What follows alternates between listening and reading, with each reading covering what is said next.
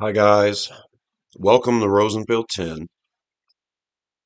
This is a video about David Lynch, and if you clicked on this video, then you are likely a fan of David Lynch. So I shouldn't have to explain who he is. Uh, he passed away several weeks ago, and he was a very important artist that inspired me and influenced me and really affected me in a way that very few artists ever have. As far as a filmmaker goes, more than anyone else ever has. Lynch he was a artist. He did everything. Painted, he sculpted, created furniture, loved wood. He was a writer of poetry, beautiful romantic lyrics that could be put to music and just melt your heart. He was also a brilliant screenplay writer, penning some of the most iconic lines in film history. He was a musician, played drums, played guitar, and he was a film director. And he and the artists that he worked with often were able to bring magic. And yeah, not very many movie directors that I gravitate to, and I long to see everything they do. There's a bunch of them, but Lynch's contribution to entertainment is profound for me. So I'm not schooled in theater or the arts. I'm not going to be able to explain things like others have. Uh, I'm just a fan, and I think if you're a fan of David Lynch, in my experience, his fans were fanatical. And I feel a kinship to those who are in the Houdat Nation. And this channel covers the professional football team, the New Orleans Saints. That's what I've been doing with this channel. But when this channel first started, entitled Rosenfield 10, it was obviously to cover Twin Peaks season 3. That's when I created this channel so I could get in on the action. David Lynch was giving us a long awaited finale to Twin Peaks, and I wanted to cover it and get involved. Once the show was over, this channel evolved into talking about entertainment, and then I was into news and politics for a while. I've gotten rid of all of that and have since just turned my attention to my first love, which is the New Orleans Saints, ever since I was 10 years old. But Lynch had an effect on me that kind of affects everything that I do. And when you fall in love with an artist and you get fanatical about it and deep into it, then yeah, it'll that's something that'll stay with you forever. And the last couple of weeks after his passing, I've been trying to go through it in my head, trying to deal with it. I'm mourning. I want this video to be a video to celebrate him and to remember him, and also to mourn. And part of my process over the last 2 weeks has been going on YouTube and watching other people's videos talking about him and how he inspired them and how he touched them throughout their lives, and it's helped me a lot. And I feel like I have to do the same. Um, I've gotten into some chats with groups of Lynch fans, and we were able to, mourn together. And then I've also watched a bunch of retrospectives, and channels that usually don't do stuff like this have been doing stuff like this, and it's surprising. It's surprising me. Several channels that I'm subscribed to that aren't connected to Lynch all of a sudden doing videos about him, and I've watched hours of it. It's helped me a lot. I don't feel so alone, and I know I'm not. Uh, I consider Lynch fans to be part of the Lynch mob, and we're family. So if you found this video, I hope it helps. Like I said, I never met the man. I don't know him. I just feel very deeply what he has put out there, and I got to talk about my experience with Lynch, and how he affected me in my life. So I hope you guys enjoy this walk down memory lane. It's been hard. The day that it happened, the first post I read by Obnoxious and Anonymous, who was reposting what Sabrina Sutherland had posted, and I knew it was real as soon as I read it. And there was a immediate emptiness. It's like a whole section of my being was just gone. And the first thing I did was listen to Questions in a World of Blue.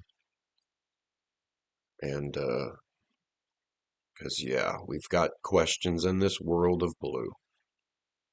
And I listened to David's beautiful lyrics, and I listened to Angelo Badalamenti's beautiful music, and I listened to Julie Cruz's beautiful voice, and realized all three of them are gone now from this mortal coil. And that was my immediate reaction. I know a lot of people wanted to avoid it, and I went straight into it.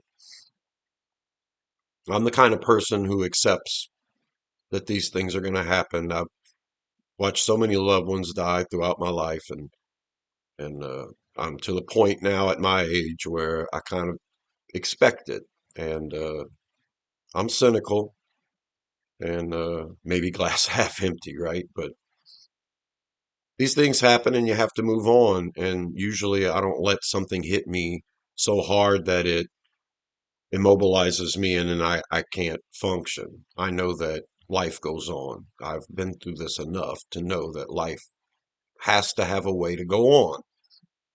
I also know that through my love of Lynch that nothing ever dies. And whether you want to believe that he lives on forever through his art and through the way he can emotionally touch you and stimulate you mentally and emotionally, and every time you revisit his work, that keeps him alive. But he also stays alive in a spiritual way. I don't meditate. He did his whole life, and I understand all of that. I don't think it's kooky at all. I believe every blade of grass is singing, and we're connected to all of it.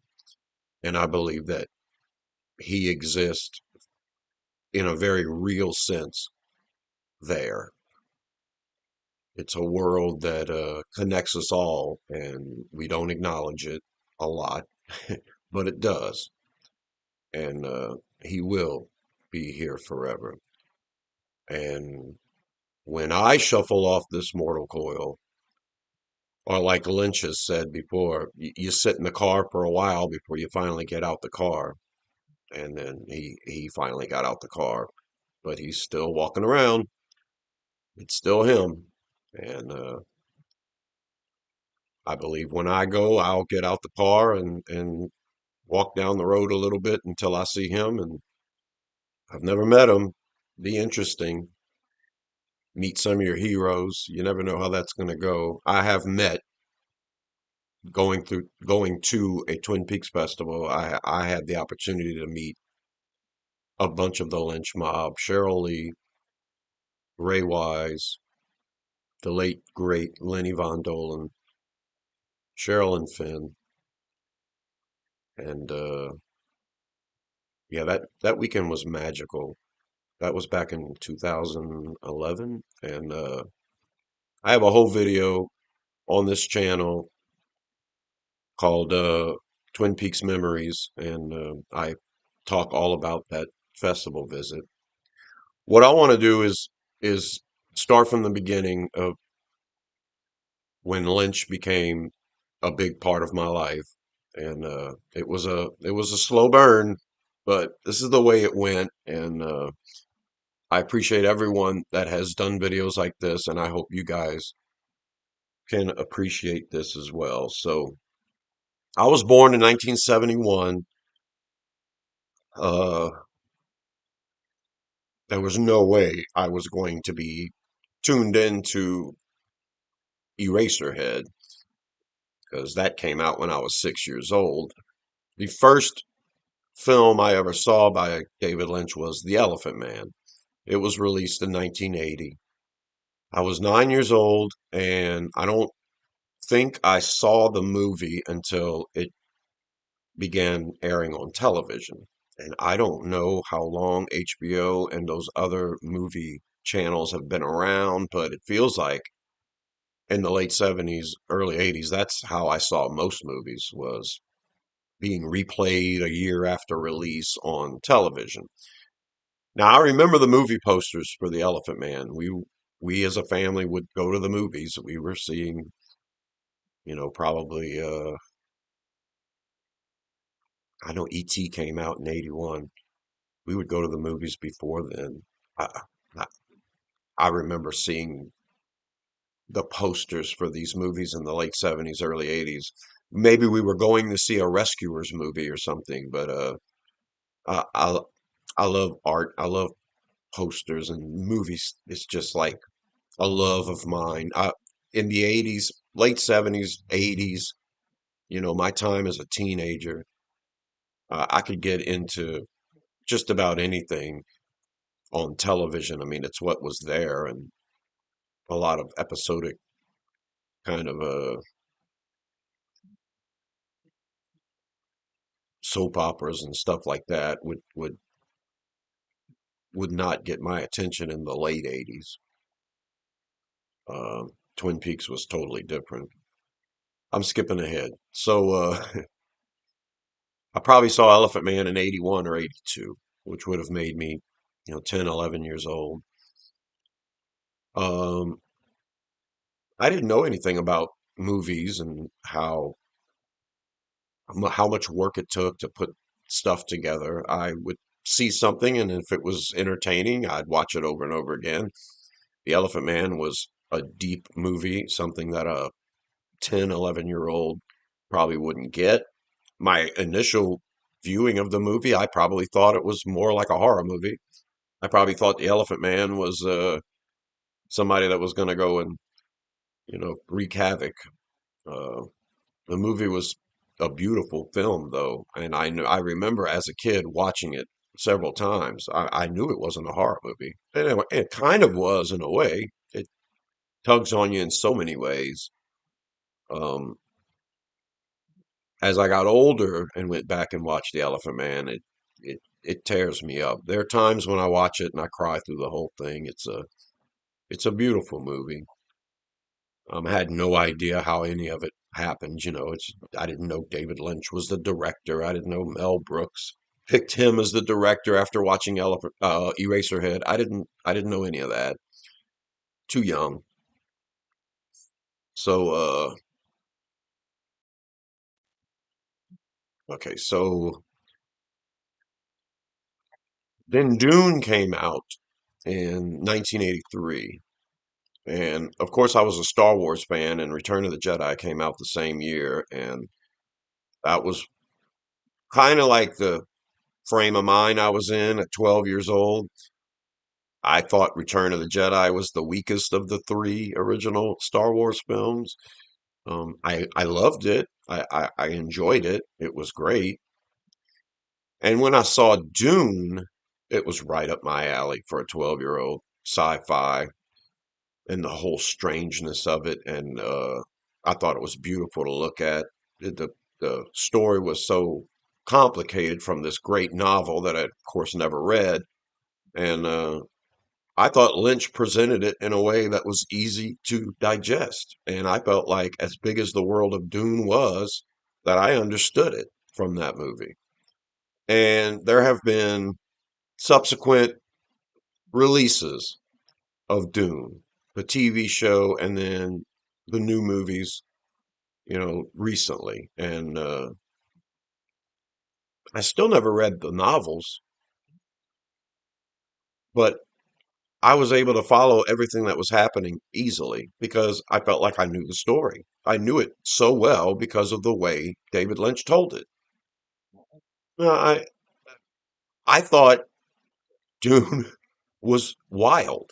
I thought, does it live up to the spectacle of Star Wars, Empire Strikes Back, Return of the Jedi? It doesn't exist on that level, but there was something special about it. I would rather watch Lynch's Dune and all the strangeness in that and be stimulated by what I'm watching than what the Ewoks were giving me in Return of the Jedi. So there was a little, you know, competition there in my mind. The computer graphics for Dune are awful, and that's the one thing that, what can you do back in those days if you don't have Lucasfilms or Skywalker sound and everything else. I thought Dune was great. And I was 12 years old. And to this day, I still regard it as a very good movie.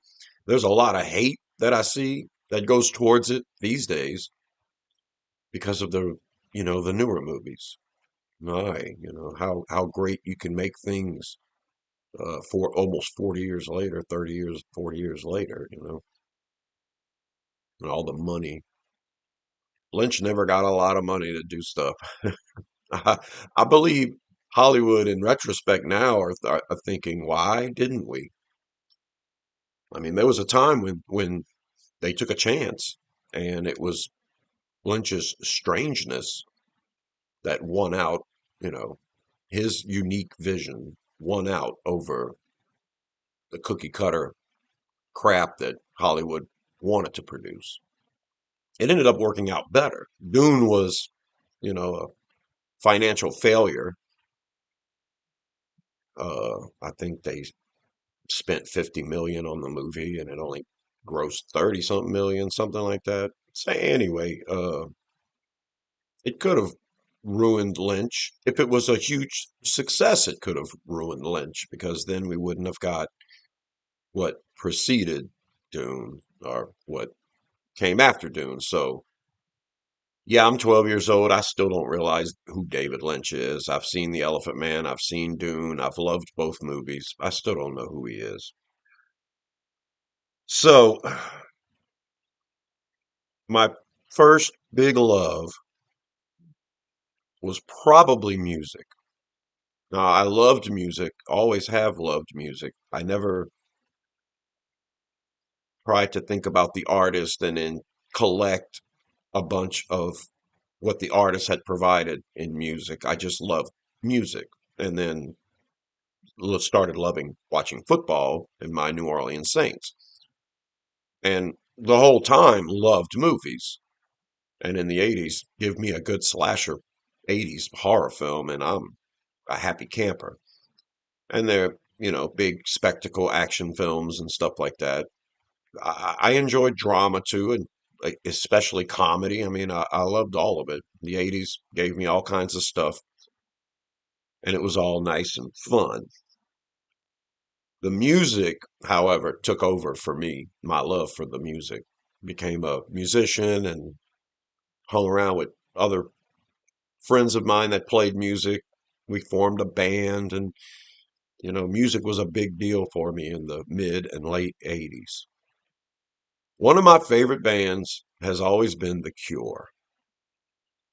And being a fan of The Cure, I would read articles about The Cure.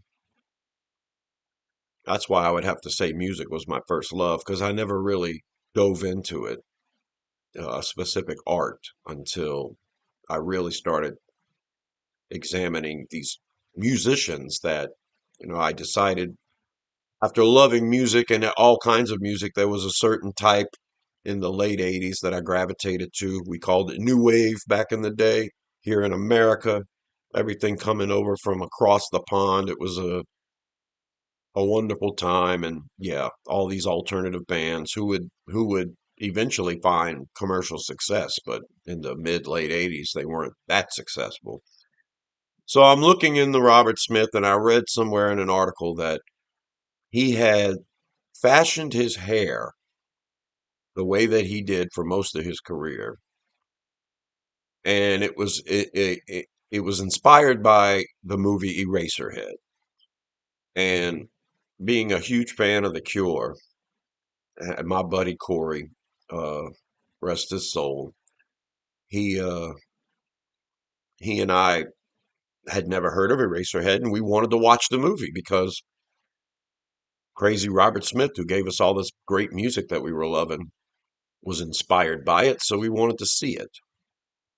Now, where as a kid, and this was probably around 1988 when I was 17 years old, where's a kid going to find Eraserhead back then? Well, you could go to gas stations and grocery stores, and they would have these little tags with the movie name on it, and you'd pull it off and you'd walk up and you could rent the movie. And you wasn't, I guess, I don't know when Blockbuster and all these movie rental places started popping up, but I'm pretty sure you weren't going to find Eraserhead in those places. But at our local grocery store called Canada's, they were renting movies at this time, and they had Eraserhead. It blows me away to think about it now at 53 years old, that when I was 17, I was able to walk into the grocery store and take this little tag that had a picture of Jack Nance on it with this big hair and be able to go home and watch the movie. My buddy Corey and I put that movie on, and I had never seen anything close to that. A midnight movie. We watched it, and we were in a state of mind that was conducive to all kinds of craziness. And the movie to me was a horror movie. It was spectacular. It was amazing. Everything that was happening just blew us away. There was a moment, I believe the second time you see the man on the planet, when his face pops up, and my friend Corey, he was sitting next to me, and we both jumped, and then I look over, and he's not there. He's in the back of the room. Told this story before, but he's in the back. Like, what are you doing back there? It scared the mess out of him.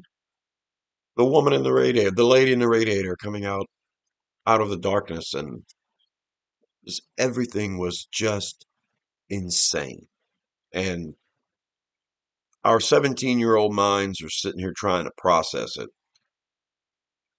We had lots of friends who were into the same things we were into, the music and everything else. So, and we were sharing movies at the time too. It was always something cultish, but I didn't realize at the time, and I had never really seen anything like Eraserhead. Cultish as in Monty Python and the Holy Grail. And I believe the Rocky Horror Picture Show, made its way around us group of friends too. So eventually Pink Flamingos made its way into our lives. God bless John Waters, right? But so we tell our friend Steven that we see this movie Eraserhead, and it's the scariest movie we've ever seen, and you have to watch it. So we get together to watch it, a screening for Steven, and we're in another state of mind. We're not doing what Corey and I were doing that night. We were doing something else. And we started laughing pretty much right out of the gate. And I know it's infectious, but we laughed through the whole movie. Maybe Steven, that was the way Steven could handle it, and he thought it was hilarious. And because we were with him and we had already been kind of desensitized to what it is, we found a lot of the humor in it too. And that was the first time that had ever happened in my life with a movie, where it could scare me the first viewing and then make me laugh the second viewing. I realized even at that young age that this was a film that could induce feelings. It didn't really matter what the movie was about. And I realized that big time. Like, I could see what was happening, but what was real, what was dream, none of that to me mattered. I never looked at it as I got to figure it out. Here's the plot device. I got to follow the plot. No, I knew that it was terrifying and it was hilarious. And I knew that depending on my current state, that's what I was going to get out of it. So subjective, like a beautiful piece of art. If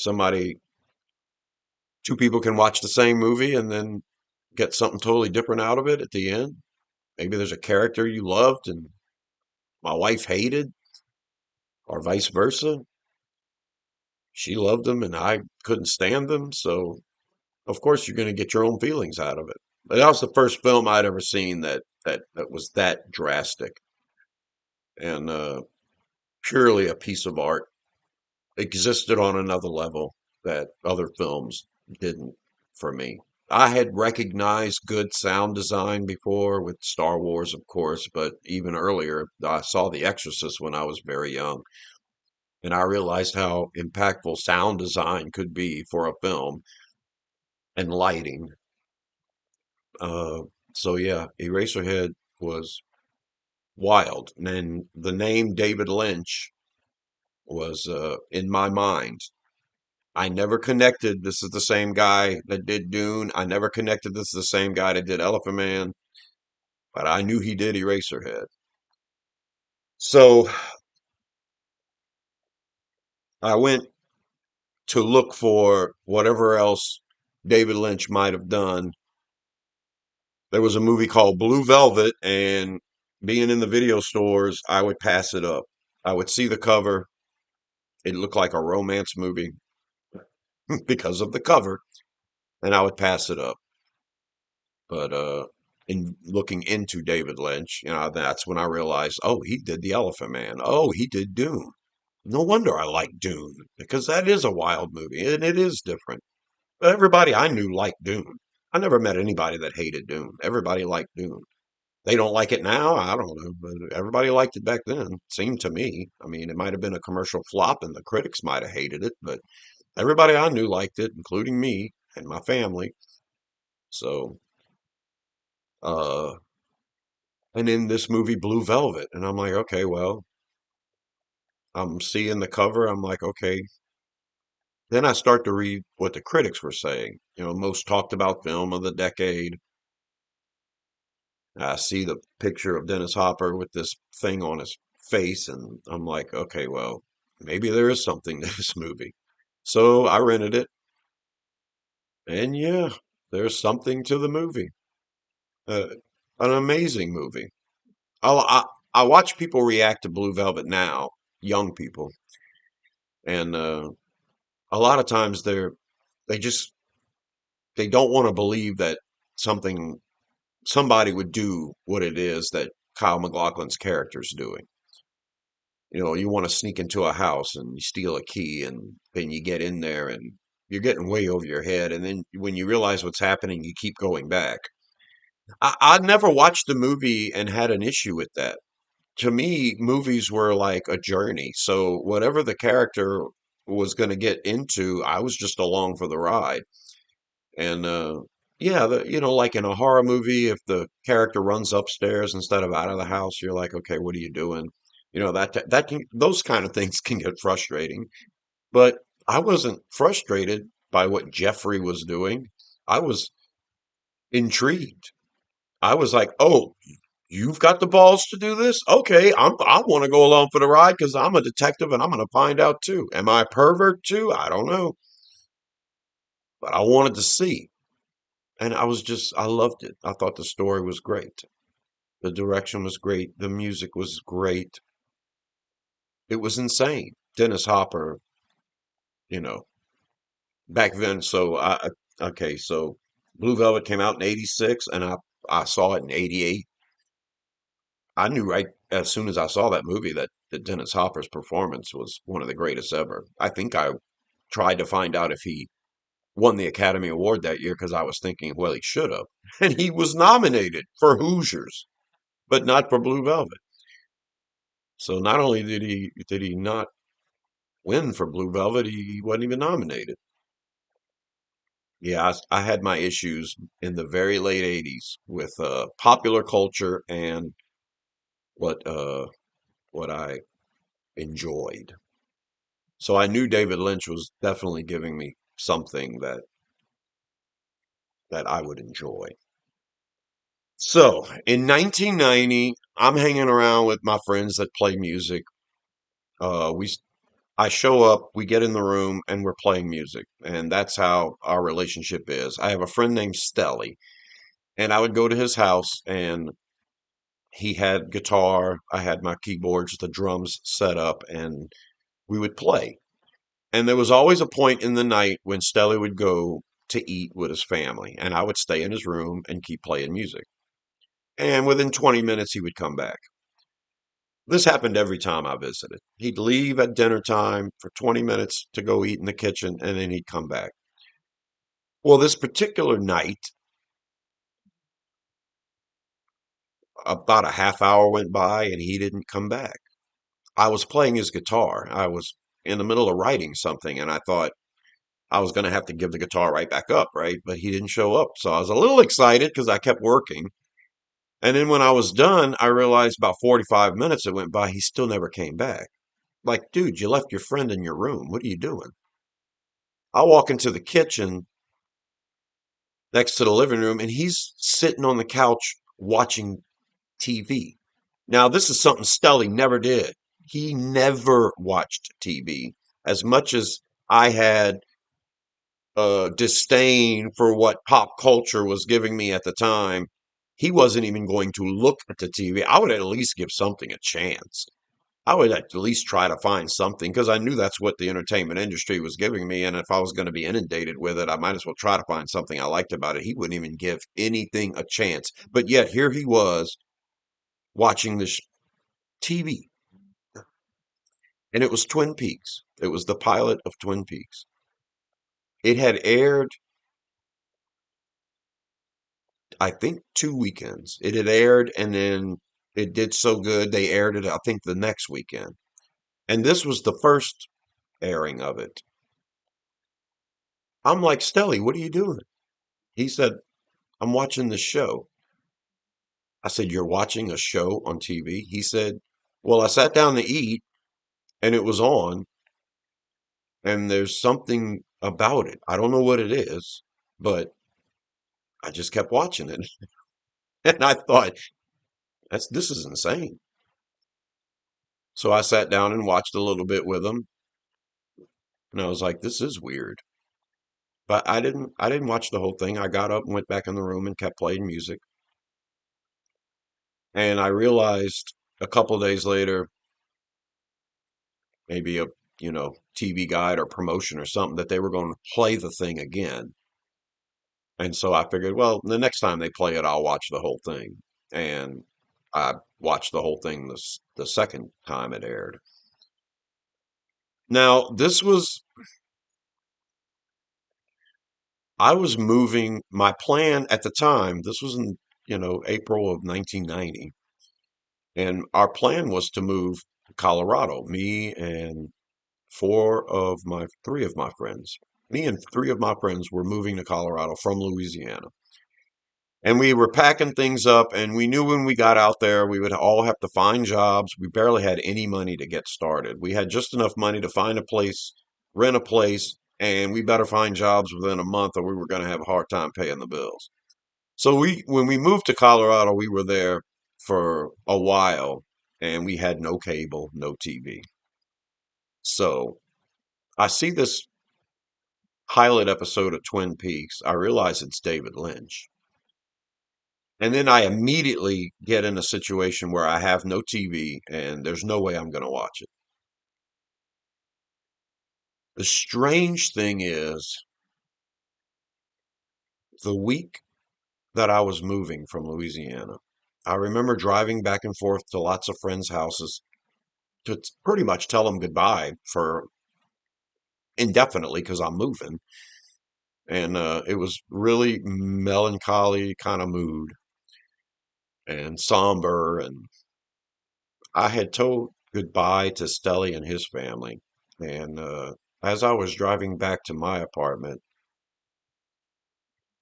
a song came on the radio that sounded familiar. And I was utterly captivated by it. I hated popular music back then. This was not a song that they played over and over again. It was the theme to Twin Peaks. It was Falling by Julie Cruz. I remember hearing that song on the radio going home and thinking to myself, this is the most beautiful thing that this frickin' radio station has played all night. Why don't they play this all the time? I eventually connected it. So one of the first things I did when I got to Colorado was we went to the music store. I was buying the soundtrack to Twin Peaks. We didn't have a TV and I wasn't going to be able to watch it, but I was going to love the music. And when I asked the guy about the soundtrack to Twin Peaks at the record, we were buying cassettes. When I asked him about that, he also told me about Julie Cruz having an album, Floating into the Night. And I'm pretty sure the guy said it's all Twin Peaks too. So I ended up getting both of those. Insanity. So the whole time Twin Peaks was on TV, I didn't have a TV, but I was listening to the music and loving it. Like if it was my choice that evening to pick what we were going to listen to, I was putting in Floating into the Night or the Twin Peaks soundtrack. And it was torture for me because by then I knew that it was something I wanted to watch. And David Lynch being so weird, I knew I wanted to watch it. We would do laundry at this laundromat. I would walk to the laundromat and sit there waiting for the clothes to wash and dry. And there was this table with magazines on it. And the magazines, like there was this one time I went in there to do laundry, and every magazine had a picture of Twin Peaks on it. And I thought, this is wild that something that I want to see would be this popular. Like everybody's talking about it. I knew I was missing out. I didn't know what was happening. Deer head, log, coffee. I'm thinking, how did they turn this 2 hour pilot into such a cultish thing? I mean, okay, so I ended up moving from Colorado to Washington State. I got together with the woman that would be my first wife. We got married, and in 1992 is when we moved to Washington. Now, before I moved to Washington, I came down to visit Louisiana, and my brother said, have you seen Wild at Heart? You have to see it. Wild at Heart was a David Lynch movie. It had been released, and I didn't know about it. I didn't have a car, so not only did I not have a TV, but I didn't have a vehicle to go, and we weren't going to the video store to rent anything. So I didn't even realize Wild at Heart, a movie by David Lynch, had come out. And my brother's like, "Yeah, we're watching it." And I remember watching that, and so I'm assuming it was 1991 when I finally saw it. And I remember thinking, this is just insane. I'm 20 years old, but it's probably the same way Quentin Tarantino hits all of his fans out of the gate. It's kind of the way this movie hit me with David Lynch. Like, man, he went there, right? This was a movie about a bunch of bizarre characters and this rowdy love story. Road trip ends up being a love story and uh, murder and Willem Dafoe. And I loved Nicolas Cage. I always loved Laura Dern and just thought the movie was insane. It was beautiful. Everything about it. To this day, I probably feel like it's Lynch's best effort as a movie director. And yeah, my brother says Eraserhead. He's probably right. I've always loved the direction of Wild at Heart. I always thought, man, Lynch was at the top of his game. So I remember on our way to Washington, we visited some friends in Colorado to say goodbye before we moved to Washington, and they had it on MTV, and I saw a commercial for Twin Peaks Fire Walk with Me, and I thought he made a movie, and the movie says who the killer is. So I hadn't been watching a TV show, so I didn't know who the killer was. I didn't know if the TV show had solved the murder or not, but he was coming out with a movie. And I knew it was a prequel because in the commercial you see Laura Palmer alive. So I uh, I was pretty excited. And we got to Washington. We didn't get cable, but we ended up with a TV and a VCR. So I went to the video store and I wanted to watch Twin Peaks. All they had was the first 7 episodes. I had already bought the pilot. On my visit to Louisiana, I had bought the pilot, the international version, with the ending not shown on TV. And of course, the international version is the pilot I love because later on in the series, when Cooper describes his dream, he tells Lucy, "You were there." And the version we saw on TV, Lucy was not in the dream sequence, but she is in the international pilot. So I felt like there was so much more information with the international pilot, the full dream sequence, if you will. So uh, I ended up renting the first season of Twin Peaks and watching it over and over and over again, waiting for the video store to finally get the second season, but they never would, not that year. So it's 1992. I've watched season one to death, and I decided, well, I'm just gonna watch Fire Walk with Me. I don't have access to season two. I know I love Lynch. He's got a movie out. I'm gonna watch it. I don't care that it spoils the series for me. I just want to see the movie. And boy, am I glad I did, because that is, in my opinion, the best movie Lynch ever did. That's just my opinion. But it hit me that way from the first time I watched it. This crazy nightmare, just insanity. And I think people that had seen the entire series didn't like the movie originally when it came out because it was so different than the series. But because I had only seen the first 7 episodes of the series, I didn't realize the juxtaposition, right? So it was beautiful to me. It was so good. I I felt like the movie was so good you didn't need to see the TV show. It existed on its own as a complete movie. You got to see the torture this girl went through until it ends.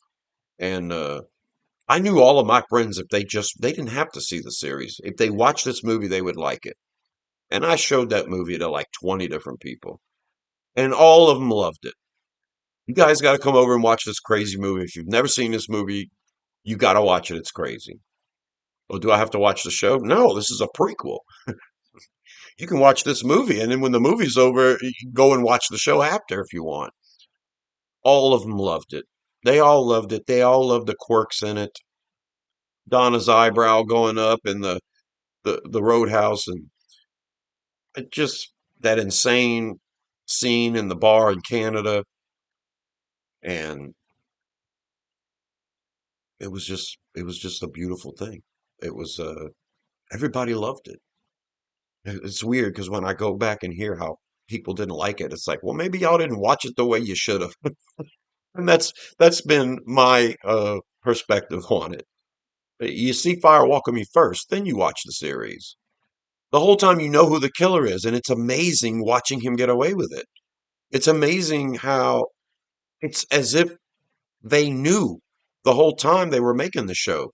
It's as if the writers and the directors all knew who the killer was. They presented it so well. People, a caveat that is always included when describing Twin Peaks is that the second season's not as good as the first season. The first season's epic. The second season had its flaws. Well, once you solve the murder, it's going to have some flaws. You're trying to continue a story that's been solved, but I thought season two was great. I think about season one, the pilot, and then Lynch directed episode two. So you basically got about 2.5 hours of David Lynch directed material in the first season. The second season starts with an hour and a half long Lynch episode, followed by another hour long Lynch episode. Eight and nine starts off season two with nothing but Lynch, and you get as much Lynch in season two right out of the gate as you ever did in season one. So I'm on board right away. And everything leading up to episode 14, including Lynch's masterful effort for directing 14, and it'll always be one of the greatest episodes in Twin Peaks lore, and it's in the second season, yeah. So, yeah, little Nicky, I get it, and James and Evelyn, I get it, I get it. All of that is has nothing to do with trying to solve the mysteries. You're just adding soap opera stuff that doesn't belong there. I get it, I get it, but I didn't mind. Maybe because I already knew the answers. I knew a lot of the answers. Fire Walk with Me gives you a lot to go on. There's a lot to look forward to in the series. If you can just get past those painful soap opera moments, right? Well, I didn't have an issue with it. I mean, I knew it wasn't part of where I wanted to go, but I felt like I had so much. I love season two. I finally got to see season two in 1995. So I watched Fire Walk with Me and the first season of Twin Peaks over and over and over again until the Twin Peaks World Vision home video VHS box set was released in 1993. It was $100. I couldn't afford it. I was going to have to wait for a tax return. I knew it was available. Couldn't get it in 1994 at the beginning of 94. I got it as soon as I got my tax refund in 1995. And I literally, as soon as I bought it, immediately pulled it out and started watching it. And yeah, I watched the whole first season first and went straight into the second season. And watching the second season and having seen Fire Walk with Me, it was just a beautiful thing. Finally, my Twin Peaks viewing was complete. 1995. I'd finally seen the whole thing. And then after that, I started getting into everything Lynch I could find.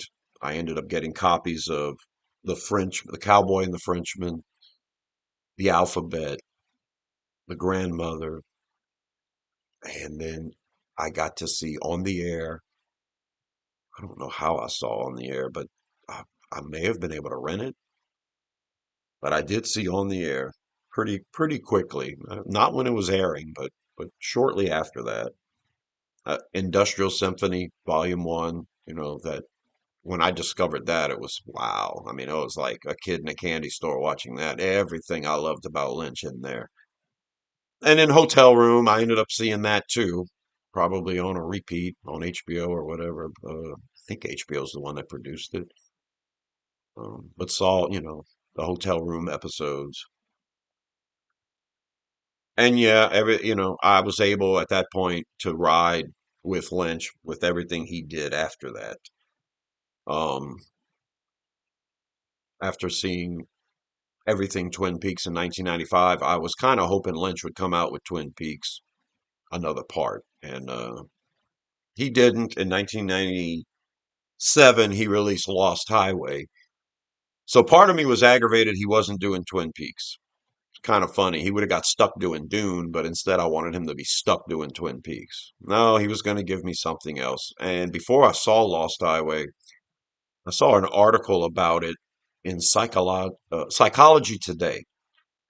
I think I was at a doctor's office or something, and like there's an article about David Lynch in Psychology Today. Of course there is. Now, which other director's going to have magazines like that writing articles about him? And it was about Lost Highway. One theater in New Orleans was playing Lost Highway that I could see. I saw that it was playing, so I told my girlfriend at the time, next weekend we're going to go to New Orleans and see it. And the next weekend it was gone. It was just like that. It played at the theater for I don't know how long, but I noticed it, and a week later it was gone.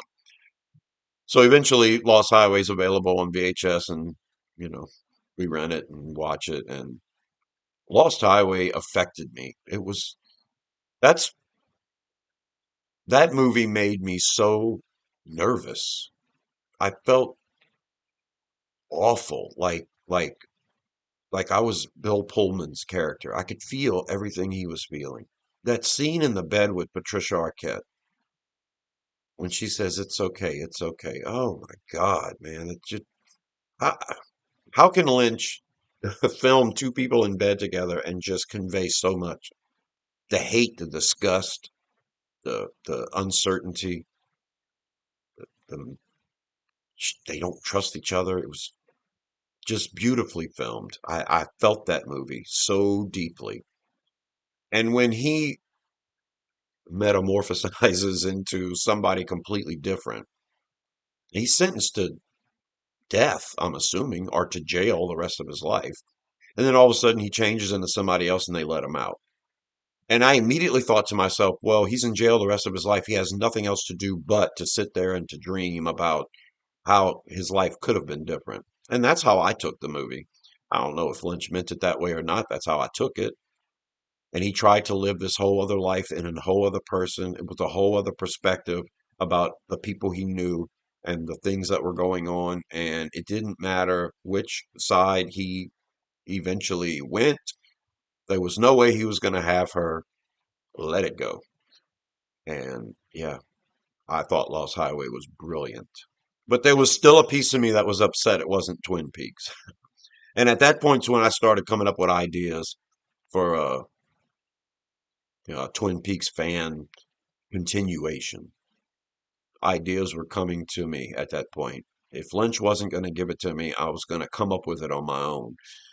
And I just thought about it for years. It just stayed with me. I mean, Twin Peaks was one of them things where if I became friends with someone and they hadn't seen it, I would try to find the time for them to come over and we would watch it.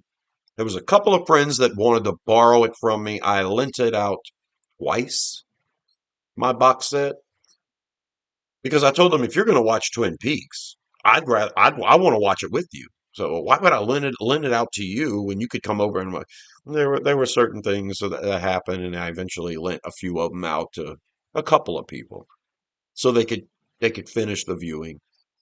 But I did watch Twin Peaks in its entirety with I want to say no less than 18, 20 people, probably a couple of dozen people. The whole thing. My buddy would find the time to come over. We'd watch a few episodes. My buddy would come back over the next couple of days later and we'd start watching. Usually when I started watching it with someone, they changed their schedule and said, okay, I want to make sure to finish this. Yeah, everybody that watched it loved it. And yeah, that was certainly the only TV show that I would ever do that with someone with. Actually, in modern times now. There was a show came out, a show that came out on Netflix called Maniac with uh, Emma Stone and Jonah Hill, and Maniac was the first thing that I fell in love with after Twin Peaks. Um, and that's only a limited series, 10 episodes. So yeah, I would love to sit down and watch that with whoever wants to watch that because I thought that was brilliant. One of the only things that television has given me that I thought was as involved that I had to be involved in to really get it all. I've watched it like 4 or 5 times. Brilliant. So anyway, Twin Peaks was the pinnacle. And after that, everything that Lynch came out with, The Straight Story, 1999, loved it. Mulholland Drive, 2001, I loved the first 2 hours.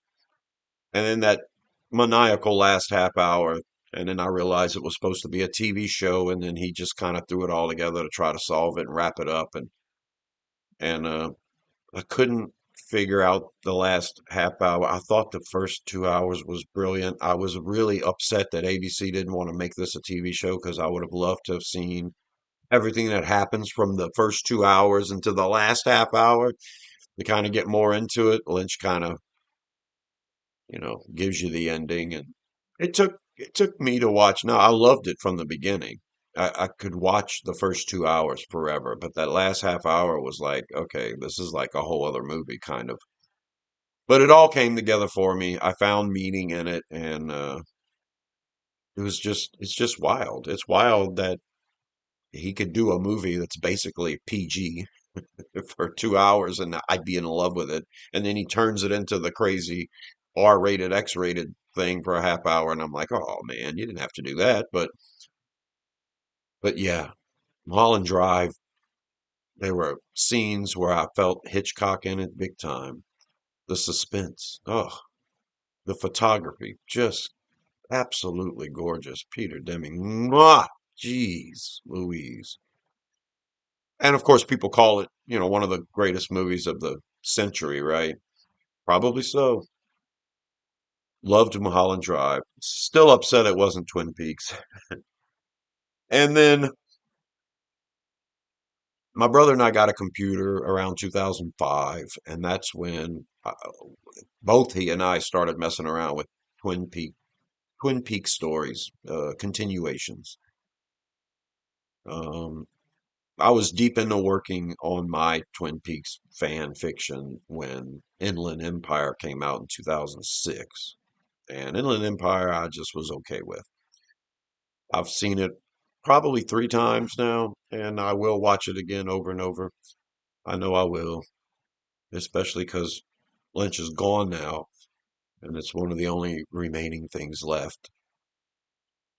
I still have not dived into all of his music. I've listened to a bunch of it. Crazy Clown Time. She had her shirt completely off. I just I'm okay with a lot of it. I've heard a couple of them with Christabel and a couple of them with Moby, and yeah, I'm going to end up diving into all of Lynch's music now that he's passed, just so I can keep him around in another way and try to find that beauty, the love he had creating it, try to find the love for it as a fan. And I will give all of this its due. Uh, and then finally, Twin Peaks 2017, he finally revisits Twin Peaks, and that was the most fun I've ever had watching a TV show from the beginning to the end, live every week, waiting for the new episode, talking about the new episode, then getting there and watching it. I started this channel because of that show. After episode 8, we didn't get into it until late. We were watching 40 channels cover Twin Peaks The Return. And every week it was the same thing. They were missing things. They weren't talking about things that we thought were important. And so after episode 8, I started the channel. Of course, Rosenfield, Miguel Ferrer's namesake, AlbertRosenField.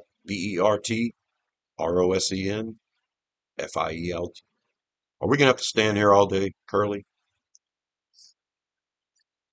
Rest in peace, Miguel. Rest in peace, practically everybody that was in Twin Peaks at this point, because it's been in my life for a while.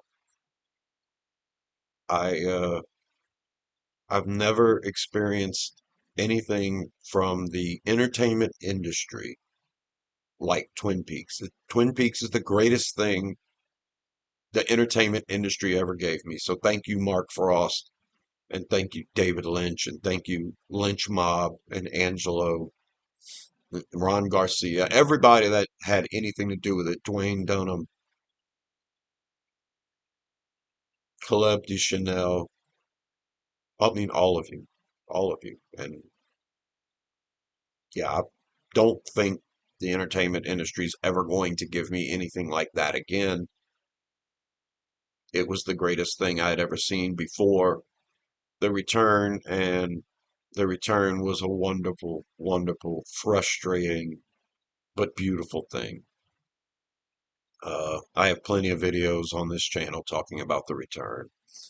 Things I loved, things I hated, things I did not love. I don't think I hated any of it.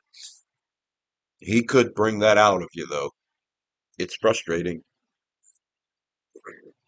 It, he's still here, and I've got plenty of stuff to watch of his, and plenty of stuff to listen of his, and plenty of stuff to see. I haven't seen all of his art, and so he's still going to be a big part of me for the rest of my life. Uh, yeah, I think as much as I loved everything that he did, Twin Peaks is the thing that yeah that made me fall in love with him deeply. Uh, he's in my cells. He's in the He's in my brain waves. He's in the air that I breathe. Uh, it's sad. This video's gone on for a long time. I didn't expect it to take this long. I could talk about him for another hour easily. Uh, and the effect that he's had on me. I mean,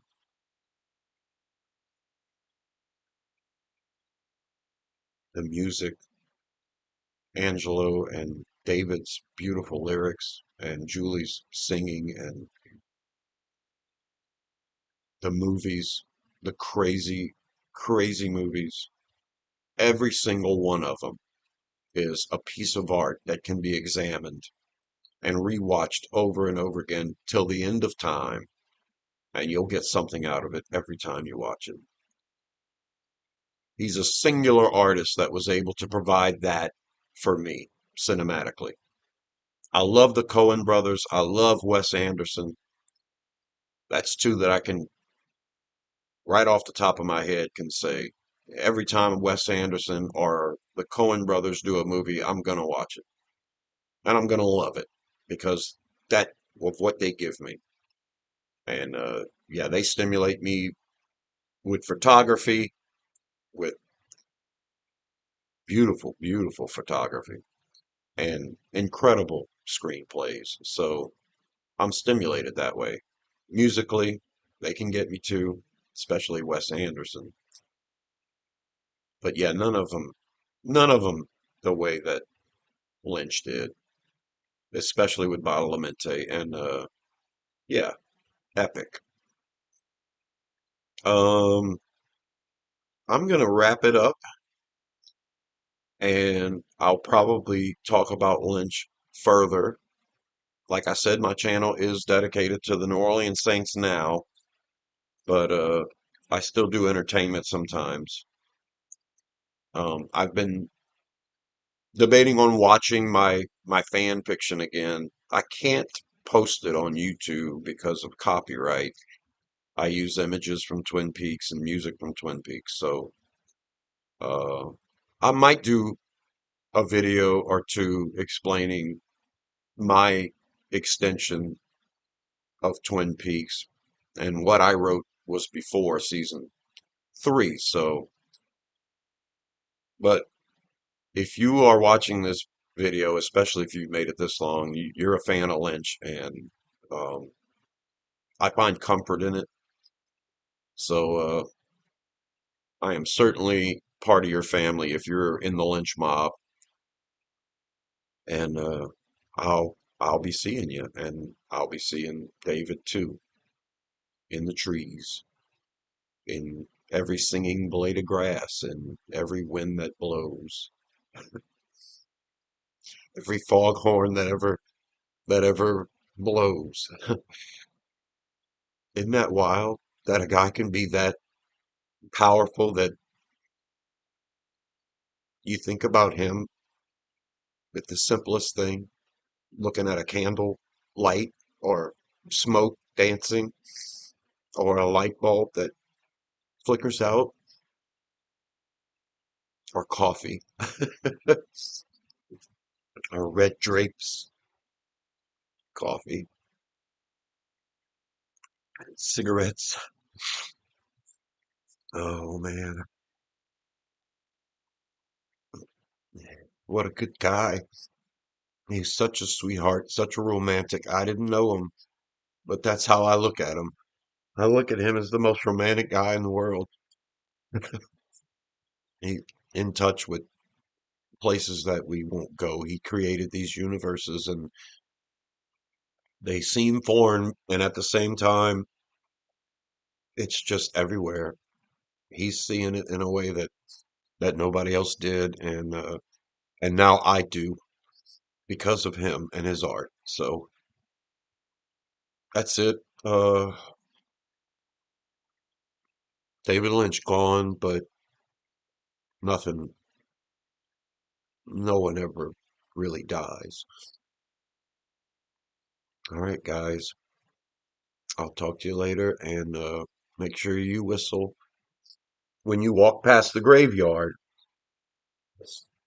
And until the next one, I'll see you in the trees. Bye.